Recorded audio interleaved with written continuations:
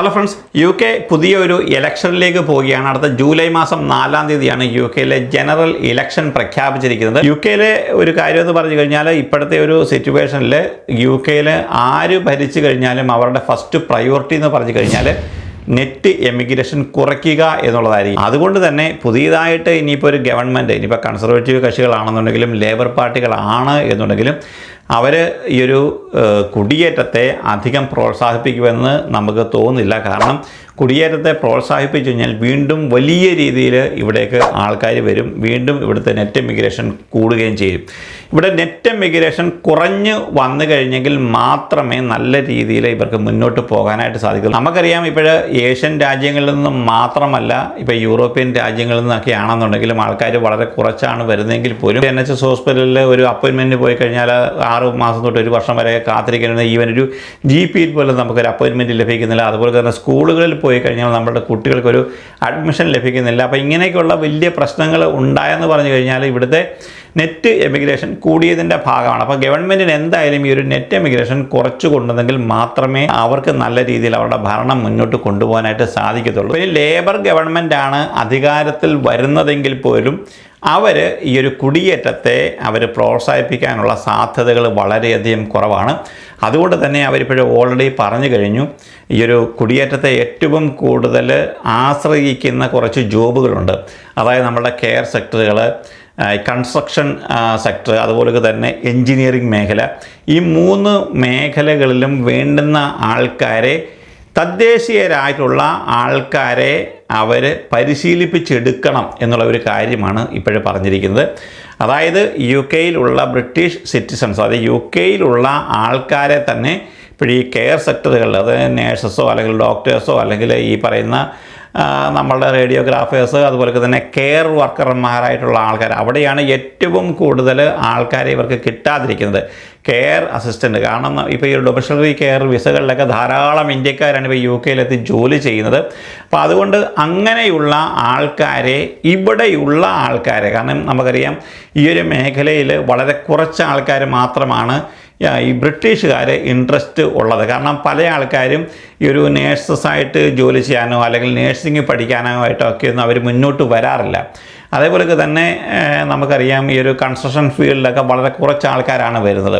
അപ്പോൾ അങ്ങനെയുള്ള ആൾക്കാരെ ഇവിടെ തന്നെ അവർ പരിശീലിപ്പിച്ചെടുക്കുക, ബ്രിട്ടീഷുകാരായിട്ടുള്ള ആൾക്കാരെ അവർ പരിശീലിപ്പിച്ചെടുക്കുക. അപ്പോൾ പരിശീലിപ്പിച്ചെടുത്തത് കൊണ്ട് മാത്രം കാര്യമില്ല, കാരണം നല്ല സാലറി സ്കെയിലൊക്കെ കൊടുത്തെങ്കിൽ മാത്രമേ അവർ ഈ ഒരു കാര്യത്തിൽ മുന്നോട്ട് വരികയുള്ളൂ. ഒരു പക്ഷേ ലേബർ ഗവൺമെൻറ്റാണ് ഇനിയിപ്പോഴേ അധികാരത്തിൽ വരുന്നതെങ്കിൽ ഈ പറയുന്ന നേഴ്സസിനാണെങ്കിലും ഈ ഒരു ഹെൽത്ത് കെയർ മേഖലയിൽ ജോലി ചെയ്യുന്ന ആൾക്കാർക്ക് നല്ലൊരു സാലറി കൊടുത്തു കഴിഞ്ഞാൽ ധാരാളം ആൾക്കാർ ഇത് പഠിക്കാനായിട്ട് മുന്നോട്ട് വരും. കാരണം NHS ഹോസ്പിറ്റലുകളിൽ മാന്യമായിട്ടുള്ള ഒരു ജോലി ലഭിക്കും. അപ്പോൾ കുറച്ചുകൂടി സാലറി കൂടുതൽ കിട്ടുകയാണെന്നുണ്ടെങ്കിൽ ഇത് പഠിക്കാനായിട്ട് ധാരാളം ആൾക്കാർ മുന്നോട്ട് വരും എന്നുള്ള കാര്യത്തിൽ യാതൊരു സംശയവുമില്ല. അതുപോലെ തന്നെ നമുക്കറിയാം കൺസ്ട്രക്ഷൻ ആൻഡ് ബിൽഡിംഗ് മേഖലകളിലൊക്കെ നല്ല സാലറി ലഭിക്കുന്ന ജോബുകളാണ്. പക്ഷേ വളരെ കുറച്ച് ആൾക്കാരൊക്കെയാണ് UK ആ ജോലി ചെയ്യുന്നത്. നമുക്കറിയാം ഏറ്റവും കൂടുതൽ UK സാലറി ലഭിക്കുന്ന ഒരു മേഖല എന്ന് പറഞ്ഞാൽ ഈ ഒരു കൺസ്ട്രക്ഷൻ ഫീൽഡാണ്. ഇപ്പം ഇതേപോലെയുള്ള പ്ലംബറായിട്ടോ അല്ലെങ്കിൽ ഇലക്ട്രീഷ്യനോ അല്ലെങ്കിൽ ഒരു മെയ്സണോ അല്ലെങ്കിൽ ഒരു വെൽഡറോ, ഇവർക്കൊക്കെ എന്ന് പറഞ്ഞു കഴിഞ്ഞാൽ ഒരു ഡോക്ടർക്ക് ലഭിക്കുന്ന അതേ ശമ്പളമാണ് ഇവർക്ക് ലഭിക്കുന്നത്. അപ്പോൾ അങ്ങനെയുള്ള ധാരാളം വേക്കൻസികൾക്കാണ് വിദേശ രാജ്യങ്ങളിൽ നിന്നും ആൾക്കാരെ റിക്രൂട്ട് ചെയ്ത് ഇങ്ങോട്ട് കൊണ്ടുവരുന്നത്. അപ്പോൾ ആ മേഖലയിൽ ഊന്നൽ നൽകിക്കൊണ്ട് പുതിയ ഗവൺമെൻറ്, ഇപ്പോൾ ലേബർ ഗവൺമെൻറ് ആണ് വരുന്നതെങ്കിൽ അവർ കുടിയേറ്റം കുറച്ചുകൊണ്ട് തദ്ദേശീയരായിട്ടുള്ള ആൾക്കാരെ ഈ മേഖലയിലേക്ക് കൊണ്ടുവന്ന് പരിശീലിപ്പിക്കുക എന്നുള്ളതാണ് അവരുടെ ലക്ഷ്യം. ആ കാര്യങ്ങൾക്ക് പ്രോത്സാഹനം നൽകണമെന്നാണ് ഇപ്പോഴത്തെ ഷാഡോ ഹോം സെക്രട്ടറി ആയിരിക്കുന്ന യുവറ്റ് കൂപ്പർ ഇപ്പോഴും പറഞ്ഞിരിക്കുന്നത്. ഇവിടെ UK ഇപ്പോൾ ഈ ഒരു നേഴ്സിംഗ് അല്ലെങ്കിൽ കെയർ സെക്ടറുകളിലൊക്കെ ആളെ കിട്ടാത്തതിൻ്റെ മെയിൻ കാരണം അവർ കഷ്ടപ്പെടുന്നതിനനുസരിച്ചുള്ളൊരു സാലറി അവർക്ക് ലഭിക്കുന്നില്ല എന്നുള്ള കാര്യമാണ്. അപ്പോൾ ഈ ഒരു കാര്യങ്ങൾ നമുക്കറിയാം, കഴിഞ്ഞ 2-3 വർഷങ്ങളായിട്ട് UK സകല NHS ഹോസ്പിറ്റലുകളും നേഴ്സസും അതേപോലെ തന്നെ ഡോക്ടർമാരും ഈ പറയുന്ന ഈ ഒരു ഫിസിയോതെറാപ്പിസ്റ്റ്, റേഡിയോഗ്രാഫിസ്റ്റ്, ഇവരെല്ലാം തന്നെ സ്ട്രൈക്കിലാണ്. അവരുടെ ശമ്പളം കൂട്ടണം. പക്ഷേ ഇതുവരെ ഗവൺമെൻറ് അങ്ങനെ ഒരു നല്ല രീതിയിലൊരു ശമ്പളം അവർക്ക് കൂട്ടിക്കൊടുത്തിട്ടില്ല. അപ്പോൾ അതുകൊണ്ട് തന്നെ ആൾക്കാർ ആ ഒരു മേഖലയിലേക്ക് പരിശീലിക്കാനായിട്ട് അല്ലെങ്കിൽ ജോലി നേടാനായിട്ട് വളരെയധികം വിമുഖതയാണ് കാട്ടുന്നത്. ഇപ്പോഴും നമുക്കറിയാം NHS ഹോസ്പിറ്റലുകളിലെ ഒരു നേഴ്സിംഗ് സ്റ്റുഡൻ്റായിട്ട് വരുന്ന ഇംഗ്ലീഷുകാരുടെ എണ്ണം വളരെയധികം കുറവാണ്. UK തന്നെ ഉള്ള കുട്ടികളെ, ഈ ബ്രിട്ടീഷുകാരായിട്ടുള്ള കുട്ടികളെ ഈ മേഖലയിലേക്ക് കൊണ്ടുവരിക എന്നുള്ള ഒരു കാര്യത്തിനായിരിക്കും പുതിയതായിട്ട് ഇനിയിപ്പോൾ ലേബർ ഗവൺമെൻറ് അധികാരത്തിൽ വരികയാണെങ്കിൽ അവർ ഏറ്റവും കൂടുതൽ അവരെ പ്രൊമോട്ട് ചെയ്യാനായിട്ട് പോകുന്നത്. അപ്പം കൂടുതൽ സാലറി കൊടുത്തുകൊണ്ട് ഇനിയിപ്പോൾ നേഴ്സായിട്ട് വരുന്ന ആൾക്കാർക്ക് അല്ലെങ്കിൽ നേഴ്സിംഗ് മേഖലയിൽ നിൽക്കുന്ന ആൾക്കാർക്ക് കൂടുതൽ സാലറി നൽകിക്കൊണ്ട് ഗവൺമെൻറ് അവരെ പരിശീലിപ്പിക്കാനായിട്ടായിരിക്കും ഇനിയിപ്പോൾ ഇമ്പോർട്ടൻസ് അവർ കൊടുക്കാനായിട്ട് പോകുന്നത്. അപ്പോൾ ഇങ്ങനെ വന്നു കഴിഞ്ഞാൽ അടി കിട്ടാനായിട്ട് പോകുന്നത് നമ്മളെപ്പോലെയുള്ള ആൾക്കാർക്കായിരിക്കും. കാരണം ഏറ്റവും കൂടുതൽ ഇപ്പോൾ ഈ നമുക്കറിയാം ഇന്ത്യക്കാർ വന്നുകൊണ്ടിരിക്കുന്നത് ഈ ഒരു എൻജിനീയറിംഗ് മേഖലയിലും അതുപോലൊക്കെ തന്നെ ഈ ഒരു കെയർ മേഖലയിലായിരിക്കും. പക്ഷേങ്കിൽ നമുക്കറിയാം ഇവിടുത്തെ NHS ഹോസ്പിറ്റലുകളിലെ വേക്കൻസികൾ നോക്കുമ്പോൾ ഇവിടുത്തെ ആൾക്കാർ എത്രമാത്രം പഠിച്ച് വെളിയിലിറങ്ങിക്കഴിഞ്ഞാലും അതുകൊണ്ടായ ഒരു വേക്കൻസികൾ നികത്താനായിട്ട് സാധിക്കുമെന്ന് എനിക്ക് തോന്നുന്നില്ല. അപ്പോൾ എന്തായാലും അവർ ഇപ്പോഴത്തെ രീതിയിലല്ലെങ്കിൽ പോലും ഇന്ത്യ പോലെയുള്ള രാജ്യങ്ങളെ നേഴ്സസിന് വേണ്ടി അവർക്ക് റിക്രൂട്ട് ചെയ്യാതിരിക്കാനായിട്ട് സാധിക്കത്തില്ല. അല്ലെങ്കിൽ കെയർമാരായിട്ടാണെങ്കിലും അവർക്ക് റിക്രൂട്ട് ചെയ്യാനായിട്ട് സാധിക്കില്ല. പക്ഷേങ്കിൽ ഇപ്പോൾ നടന്നിരുന്നത് പോലൊക്കെ ആയിരക്കണക്കിന് കെയർമാർ ഈ ഒരു ഡൊമസ്റ്റിക് കെയർ വിസകളിലേക്ക് ഈ ഫേക്കായിട്ടുള്ള ഏജൻസികളുടെ റിക്രൂട്ട്മെൻറ്റിലൊക്കെ വരുന്ന പരിപാടികളൊക്കെ ഇനിയിപ്പോൾ നിൽക്കുമെന്നുള്ള കാര്യത്തിൽ യാതൊരു സംശയവുമില്ല. ഗവൺമെൻറ് ഇനിയിപ്പോഴൊരു ഉറച്ച ഗവൺമെൻറ് വരികയാണ്.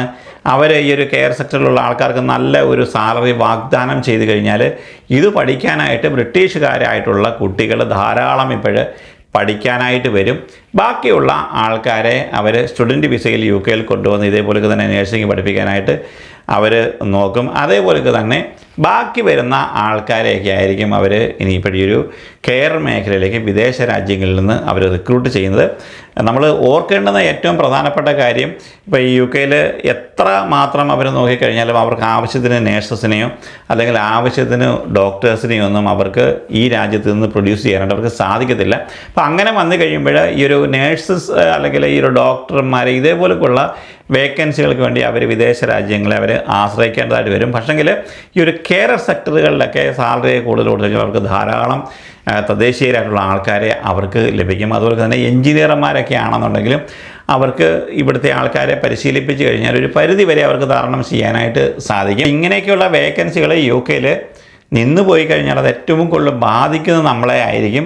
പക്ഷേ നമ്മൾ തന്നെ ചെയ്ത കുറേ പ്രവർത്തികൾ കൊണ്ടാണ് നമ്മൾക്ക് മുന്നിൽ ഈ വാതിലുകളെല്ലാം അടയാൻ പോകുന്നത്. മാത്രമല്ല ഇപ്പോഴും RCN ഇങ്ങനെ ഫേക്കായിട്ട് കൊണ്ടുവന്നിരിക്കുന്ന ആൾക്കാർ ഇവിടെ വന്ന് കഷ്ടപ്പെടുന്ന കാര്യങ്ങളെക്കുറിച്ചൊക്കെ അന്വേഷിക്കണമെന്ന് ഈ 2-3 ഇവിടുത്തെ മെയിൻ രാഷ്ട്രീയ പാർട്ടികളോട് അവർ റിക്വസ്റ്റ് ചെയ്തിരിക്കുന്നു. അപ്പോൾ ഇതിൻ്റെയൊക്കെ ഒരു ഔട്ട്കം ആയിരിക്കും ഇനി വരുന്ന പുതിയ ഗവൺമെൻറ്റിൻ്റെ പക്കലുണ്ടാകുക. മറ്റൊരു വീഡിയോയിൽ കാണുന്നത് നിങ്ങൾക്ക് എല്ലാവർക്കും വീണ്ടും നന്ദി, നമസ്കാരം.